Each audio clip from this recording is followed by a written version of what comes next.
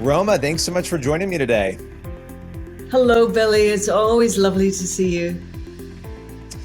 So, we have something very exciting to talk about today. It is your new book, Unexpected Blessings 90 Inspirations to Nourish Your Soul and Open Your Heart. Now, that second piece there, the open your heart, that seems like such an important thing right now in this culture after everything we've been through.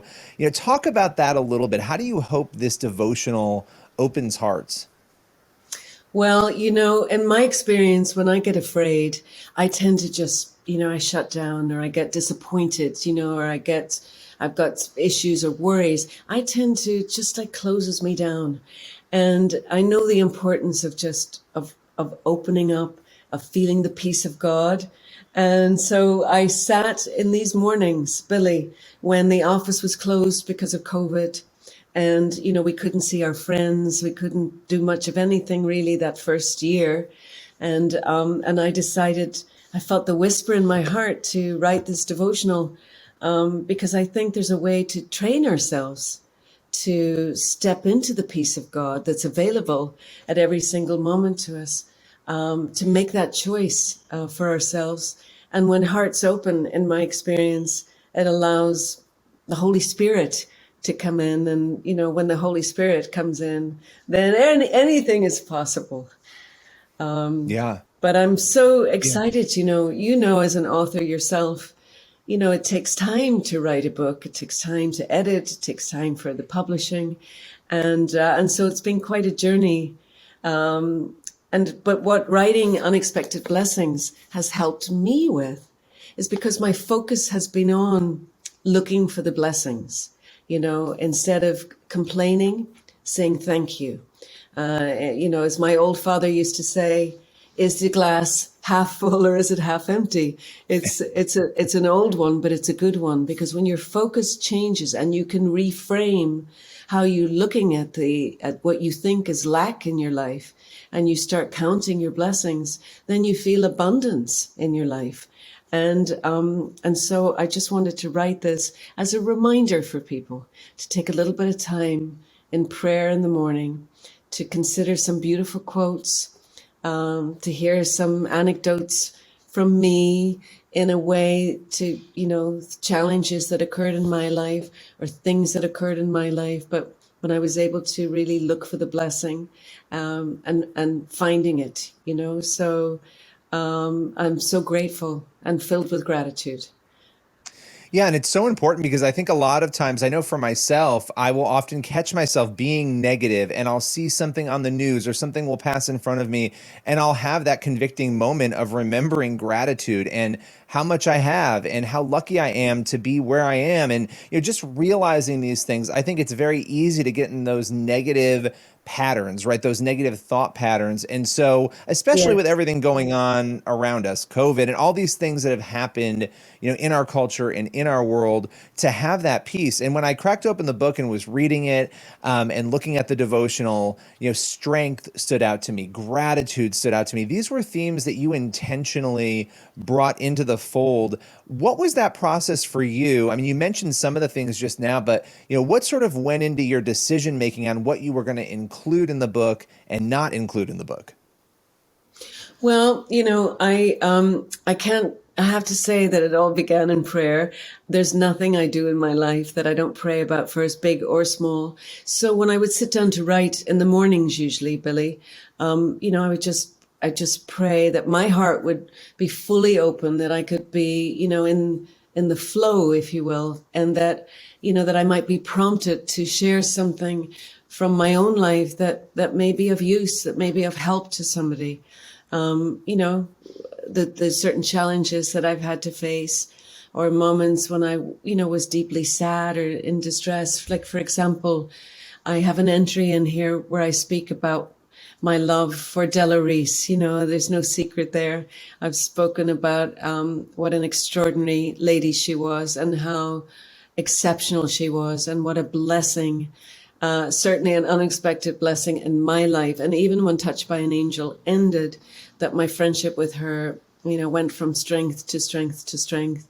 And I had the privilege of being able to spend the last few weeks of her life with her, um, uh, visiting daily and spending time by her bedside.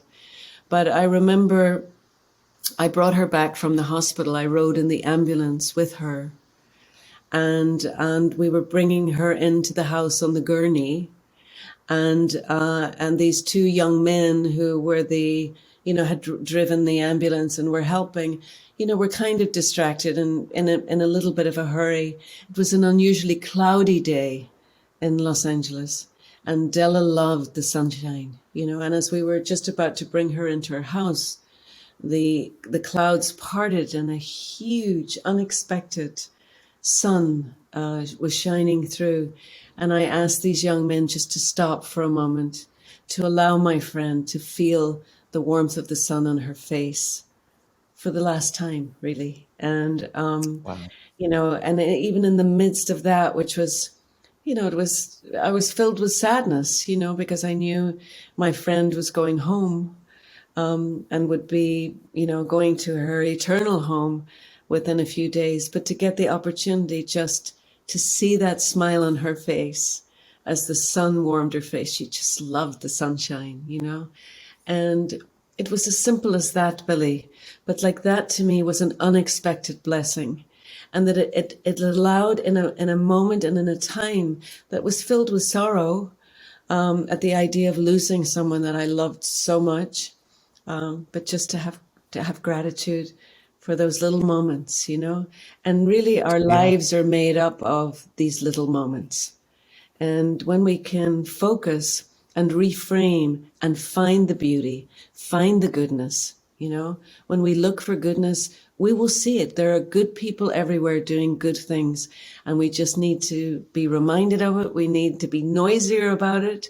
Because as you say, the times we're living in, there's much to create anxiety, and there's much heartache in the world. That's not to suggest that there isn't, but this is just a way to spend a little bit of time in prayer in the morning, in reflection in the morning, and it's food for your soul. My last question for you is just when it comes to this devotional in this book, and you spoke a little bit about it before, but I want to give you a chance again. When people walk away, when they've completed the 90 days, what do you want them to be thinking and feeling? Well, I think, I hope that the book is a blessing in people's lives. That, as I say, that it's just a great reminder that no matter how bad, your day is going, that when you focus on gratitude, not everybody has something that they can be grateful for. They may not have exactly what it is they think they want or need, but we all, we're so fortunate to be grateful for family, for friends, to be grateful for nature, the beauty of creation.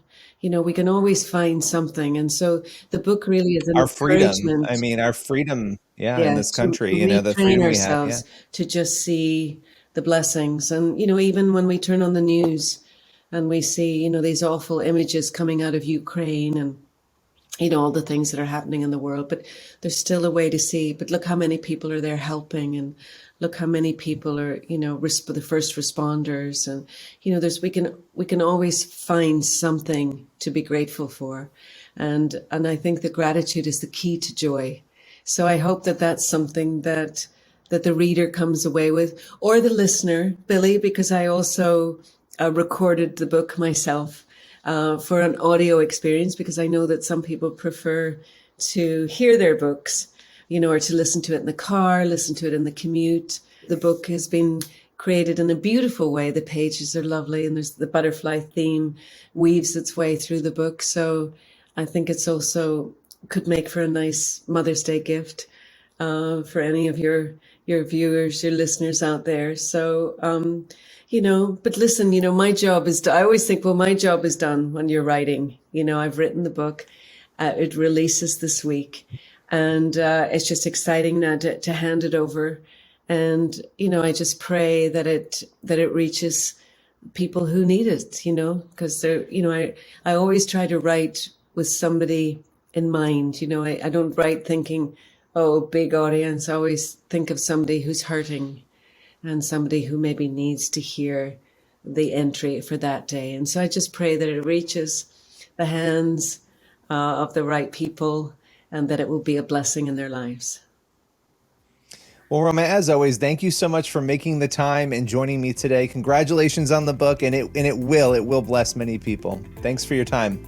Thank you so much, Billy. It's always a pleasure to speak with you.